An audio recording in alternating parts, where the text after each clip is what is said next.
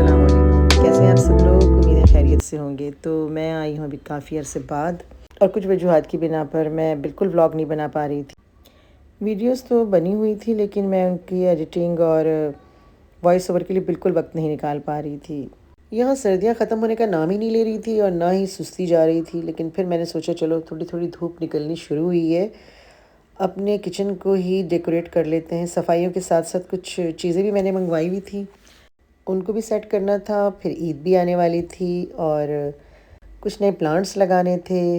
और उसके साथ साथ अपने किचन के बारे में भी आपको बताऊं, क्योंकि ये मैंने काफ़ी पहले ही डेकोरेट वगैरह तो कर लिया था, लेकिन डेकोरेट करने के साथ साथ आपको उसको मेंटेन रखना भी ज़रूरी होता है। तो बस अपनी सारी सुस्ती को छोड़ के मैंने अपने किचन की डिटेल सफाई की और ये है मेरा वो ड्रीम किचन जिसकी एक एक चीज़ मैंने खुद ख़रीदी और सेट की है। और जो कि हर औरत का मेरा ख़्याल है ख्वाब होता है, तो मेरा भी ये ख्वाब पूरा हुआ और मेरी ज़िंदगी के 4 डेकेड गुजारने के बाद मैं अपनी मर्ज़ी से, अपनी पसंद से अपना किचन सेट कर पाई। और आज अल्हम्दुलिल्लाह मैं ये कह सकती हूँ कि इसकी एक एक चीज़ मैंने ख़ुद ख़रीदी है, ख़ुद सेट की है और सजाई है। क्योंकि पाकिस्तान में जो मेरा अपना फ़्लैट था उसका किचन भी बहुत खूबसूरत था, इटालियन किचन था, लेकिन पहले से बना हुआ था। और जो भी देखता था उसे यकीन नहीं आता था कि इन अपार्टमेंट्स में ये इतना खूबसूरत किचन तुम्हारा बना हुआ है, लेकिन वो किसी और का ख्वाब था और किसी और ने बनाया था।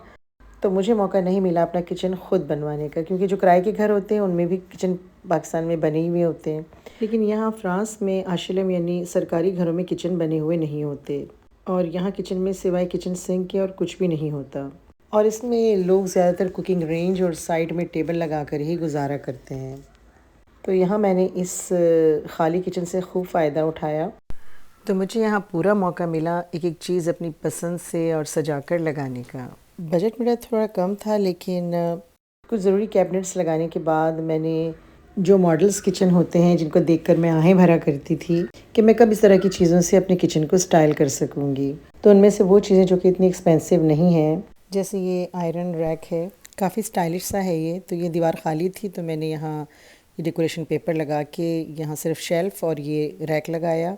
ये जो ऊपर कैबिनेट्स आपको नज़र आ रही हैं तो फिर बहुत बाद में मैंने आईकिया में सेल लगी हुई थी, फिर वहाँ से लेके, क्योंकि मेरी चीज़ें जो हैं वो बढ़ती जा रही थी किचन की, तो फिर मुझे ये लेना पड़ा। तो शुरू में मैंने किचन की तस्वीरें ले ली थी ताकि मैं आपको दिखाऊंगी कि मैंने कैसे डेकोरेट किया, लेकिन मुझसे वो सारी डिलीट हो गई। तो अभी ये मैंने वॉशरूम का जो मेकओवर किया है उसकी, क्योंकि ये तीनों वॉशरूम, टॉयलेट और किचन के फ़र्श इस घर में ऑरेंज कलर के थे, जो कि किसी भी थीम से मैच नहीं हो रहे थे, तो फिर मुझे पूरा फ़र्श भी बदलना पड़ा। और ये आर्टिफिशियल टाइल्स हैं जो कि लगवानी पड़ती हैं, लगा भी सकते हैं, लेकिन मुझे चूँकि कोई एक्सपीरियंस था, अब तो खैर काफ़ी मैं एक्सपीरियंसड हो गई हूँ। तो खैर शुरू करते हैं अपनी सफाइयों से। मौसम आजकल बहुत ही प्यारा हो रहा है, बहुत कम धूप निकलती है, लगी नहीं रहा कि गर्मियाँ आ गई हैं, मगर सुना है 1-2 दिन में बहुत ही तेज़ धूप पड़ने वाली है। तो मैंने सोचा जल्दी जल्दी ईद भी आने वाली है, अपनी सफाइयाँ कंप्लीट कर लूँ। और सफाइयों के लिए मुझे कोई ख़ास टूल्स वगैरह की ज़रूरत नहीं होती, अपनी आसानी के हिसाब से मैं चीज़ें ख़ुद ही अरेंज कर लेती हूँ। जैसे कि यहाँ पे ये कुछ लगा हुआ था और वो हट नहीं रहा था, तो मैंने इस टूल पे कपड़ा लगा के अपना काम कंप्लीट किया। तो बस जाली और दीवारें साफ़ करने के बाद मैंने शुरुआत की चूल्हा साफ़ करने से। चूल्हा चमकाने के बाद जो जो साइड में मेरे पास ऑयल वगैरह की बॉटल्स थी जो मैं वॉश कर चुकी थी, लेकिन फिर भी कुछ ना कुछ धब्बा उस पर रह जाता है, तो उसके लिए मेरे पास ये बहुत ही अच्छा एक वाइप है जिससे सारे ऑयली धब्बे बहुत आसानी से साफ़ हो जाते हैं। इसमें कोई भी डिटर्जेंट कुछ भी लगाने की ज़रूरत नहीं है, बस आप वाइप से अच्छे से थोड़ा सा रब करें तो सारे इस किस्म की चिकनाई वाले या दूसरे धब्बे साफ़ हो जाते हैं। तो ये है वो वाइप्स जिससे मैं ये इस तरह के सारे काम कर लेती हूँ ईज़िली। तो इस तरह कोना कोना चमका कर साफ़ सुथरी चीज़ें अपनी जगहों पर रखने का जो मज़ा और सुकून है वो हम औरतें ही जानती हैं, मर्दों को क्या पता इस खुशी का। अच्छा, माइक्रोवेव पे हम ज़्यादातर चीज़ें कुछ इस तरह की रख देते हैं कि उसकी जो वेंटिलेशन होती है वो ब्लॉक हो जाती है। तो उसके लिए मैंने ये एक ऐसा कटिंग बोर्ड यूज़ किया है जिसके नीचे ना ऊंचाई के लिए ना छोटे छोटे स्टैंड्स हैं, उस पर रख दिया मैंने ये अपना गरम मसालों का डब्बा। फ्रिज को भी हमने अच्छे से चमका दिया। ये देखें, इसके ऊपर मेरे बेटे ने अपने नमाज का जो है टाइम टेबल लिखा हुआ है, नमाज की टाइमिंग्स, और मैंने अपनी शेड्यूल यहाँ पे सेट किया हुआ है। हफ्तावार सफाई की वजह से मेरा किचन वैसे तो साफ़ ही रहता है, लेकिन इस वाइब से ना जो चमक आ जाती है, वो जो मामूली मामूली धब्बे होते हैं ना वो भी बहुत अच्छे से साफ़ हो जाते हैं। वैसे चिकनाई के धब्बों के लिए मैं ये यूज़ करती हूँ, ये भी बहुत अच्छा है। अच्छा देखिए, चीज़ें तो हम ख़रीदते ही हैं, चीनी का जार हो गया, पत्ती का जार हो गया और मुख्तलिफ़ डब्बे जो हैं, लेकिन अगर हम सोच के एक थीम के साथ ख़रीदें ना तो किचन अच्छा भी लगता है और चीज़ें देखकर दिल भी खुश होता है। अब ये प्लास्टिक के मुनासिब प्राइस में मैंने दो कंटेनर लिए हैं पत्ती और चीनी के लिए, जो कि हर वक्त यूज़ करने की वजह से इनका कोई ख़तरा भी नहीं आता, क्योंकि शीशे के नहीं प्लास्टिक के हैं। दूसरे इनका लिड जो है वो लकड़ी का है, तो इस तरफ वुड का जो कलर है वो सारी चीज़ों में ही काफ़ी प्रोमिनेंट है मेरे किचन में। और लकीली मुझे ये बास्केट्स मिल गई, जो कि मुझे याद है अम्मी के पास एक चटाई हुआ करती थी, बिल्कुल उसी मटेरियल की है ये। तो ये बॉक्स थे और बड़े प्यारे लग रहे थे, तो मैंने ये इस पर्पज़ के लिए कि इसमें सारी साफ़ियाँ रख दूँ।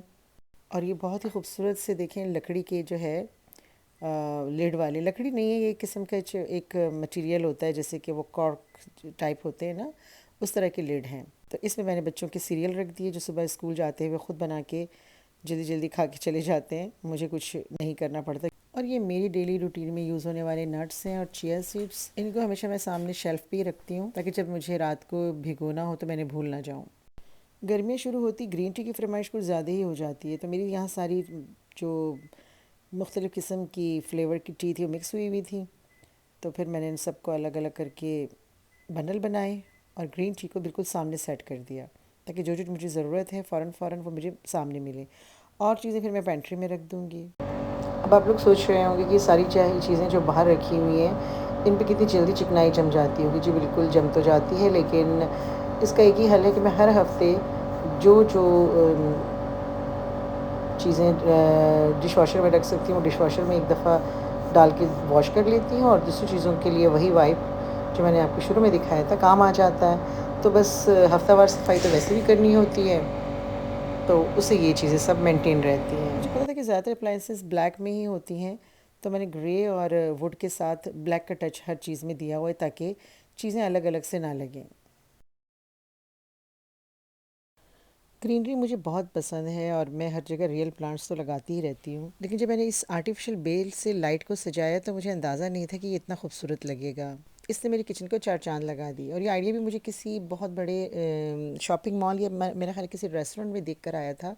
जब वहाँ भी मैंने इस तरह ऊपर प्लांट्स लगे हुए देखे, तो मैंने सोचा अपने किचन में लगा के देखती हूँ कैसा लगता है। और इस तरह के आइडियाज़ में मेरे हस्बैंड मेरा भरपूर साथ देते हैं। पहले तो वो हंसे कि ये क्या कर रही हो, लेकिन मेरी खातिर वो खैर जब वो फ़ारिग होते हैं तो ऐसे कामों में भरपूर साथ देते हैं। और इसको मज़ीद खूबसूरत बनाने के लिए मैंने इसमें स्ट्रिंग लाइट भी लगा दी, और इसमें ये दो किस्म की लाइट्स जब ऑन हो रही थी तो बहुत ही खूबसूरत लग रहा था। बच्चे भी इस तरह की तब्दीलियों को बहुत पसंद करते हैं और बहुत खुश होते हैं। और मैं अल्लाह ताला का जितना शुक्र अदा करूँ कम है, क्योंकि मुझे प्लांट्स बहुत पसंद है। और इस किचन में जो मेरी सबसे फेवरेट जगह है, जो मेरी सबसे फेवरेट चीज़ है, वो है ये विंडो, जो कि बाहर की सारी लाइट, खूबसूरती और ग्रीनरी को एक साथ मेरे किचन में ले आती है। अब मुझे बहुत ज़्यादा एफ़र्ट्स नहीं करनी पड़ती प्लांट्स रखने के लिए किचन में। हाँ, अलबत्ता इस खिड़की में मैंने कुछ प्लांट्स लगाए हुए हैं, जैसे कि ये तुलसी है, पुदीना है और ये स्पाइडर प्लांट। तो ये कुछ ऐसे प्लांट्स हैं जो मेरी शौक़ की तकमील के साथ साथ मेरे किचन की ज़रूरियात को भी पूरा करते हैं। जैसे कि बेसल है, तुलसी के पत्ते, तो इसे पिज़्ज़ा वग़ैरह और दूसरे पेस्ट्रोज़ में इस्तेमाल किया जाता है। और पुदीना तो आपको पता ही है, डेली यूज़ में चाहिए ही होता है, कभी चटनी, कभी चाय में, घरों में इसकी ज़रूरत पड़ती ही रहती है। इसके अलावा मैंने कुछ फ्लावरिंग प्लांट भी लगाए हुए हैं यहाँ पे, और साथ ही आपको ग्रीन प्याज भी नज़र आ रही होगी। और आर्टिफिशियल प्लांट्स, इनका तो कोई मसला ही नहीं है, ना पानी देने की झंझट, ना धूप की कमी का शिकवा। बस जहाँ रख दो अपनी बाहर दिखाते रहते हैं, और जब थोड़े महंगे होने लगें तो वॉश कर लें, दोबारा से खूबसूरती बहाल। अच्छा, यहाँ पे जो आपको ये एक दरख्त सी नज़र आ रही है, ये है हीटर के लिए, क्योंकि फिर जो हीटिंग सिस्टम है अगर वो कवर पूरा हो जाता तो फिर सर्दियों में मुश्किल हो जाती, तो इसलिए हमने इसको इसी तरीके से बनाया है। अच्छा, आप ये देख रहे हैं कि मैंने स्विच बोर्ड को किस तरह कवर किया हुआ है, तो इसकी भी काफ़ी लंबी स्टोरी है और वीडियो इससे भी ज़्यादा लंबी हो जाती, तो इसलिए इसको हम पोस्टपोन कर दें किसी और वीडियोस के लिए। पहले तो मुझे लगा कि ग्रीनरी के चक्कर में शायद मैंने थोड़ा ओवर कर दिया है, लेकिन ये ग्रीन फानूस वाकई बहुत खूबसूरत लग रहा था। और सबसे इम्पोर्टेंट तो अपनी सेटिस्फेक्शन होती है, और किचन तो हर औरत की शख्सियत और ज़ौक़ का आईनादार होता है। मैं ये नहीं कहती कि सिर्फ़ किचन से ही औरत की शख्सियत और ज़ौक़ का इज़हार होता है। कुछ लोग कहते हैं कि अगर किसी सलीकामंद ख़ातून को देखना हो तो उसका वॉशरूम देखना चाहिए। तो मुख्तलिफ़ लोगों के मुख्तलिफ़ मयार होते हैं किसी की शख्सियत को जांचने के लिए। लेकिन मैं कहती हूँ कि एक मुकम्मल औरत की हर चीज़ में ही उसकी सलीकामंदी और ज़ौक़ का इज़हार होता है, चाहे वो उसकी ड्रेसिंग हो, चाहे वो उसके घर का कोना-कोना, आई थिंक बेडरूम हो, लाउंज, हर चीज़ से उसकी ज़ौक़ का पता चलता है। चीज़ें कीमती ना भी हों मगर उसके रखने का तरीका, उन्हें अपनी किन चीज़ों को कहाँ रखना चाहिए, और सबसे की पॉइंट कि जो क्लीनिंग है, क्लीनिंग मेरा ख़्याल है आपसे कोई नहीं छीन सकता। वो हर औरत हर बजट में कर सकती है। तो जितना आप अपने चीज़ों को क्लीन रखेंगे तो उसमें खूबसूरती मेरा ख़्याल है ख़ुद ही पैदा हो जाएगी। आप सोच रहे होंगे कि इतनी चीज़ों को मेंटेन करना कितना मुश्किल होगा, लेकिन मेरे पास वो जो वाइप्स हैं वो, और फिर महीने में एक बार मैं इन सब चीज़ों को डिशवॉशर में डाल देती हूँ, और फिर मेरे पास वो मैजिक वाइप्स हैं ना, तो ज़्यादा मेहनत नहीं करनी पड़ती है। ये चीज़ें तो काफ़ी पहले की पड़ी हुई हैं, लेकिन इनको मिक्सअप करके किस तरीके से कहाँ किस चीज़ को रखना है, ये डिसाइड करना आपका काम है। अब ये जो चीज़ें हैं, कोई ख़ास ऐसी चीज़ें नहीं हैं जो कि और घरों में ना होती हों, मगर लेने से पहले अगर आप सोच समझ के चीज़ें लें तो वो किचन में ऑड नहीं लगती, बल्कि एक हार्मनी सी क्रिएट कर देती हैं। एक थीम रखें, एक ज़हन में आइडिया या इमेज बनाएं अपने किचन का, और उसके मुताबिक चीज़ें ख़रीदें। तो चीज़ें तो ख़रीदनी होती हैं, ज़ाहिर है आपको जो चीज़ चाहिए वो तो आपने ख़रीदनी है, तो उसको उसी थीम के मुताबिक ख़रीदें और फिर देखें अपने किचन का डेकोर, आपको अपने ऊपर खुद ही रश्क आएगा। तो सारी सफाइयाँ और डेकोरेशन करने के बाद ये है मेरे किचन का फ़ाइनल लुक। कमेंट बॉक्स में ज़रूर बताइएगा कि आपको मेरी डेकोरेशन में सबसे ज़्यादा क्या पसंद आया।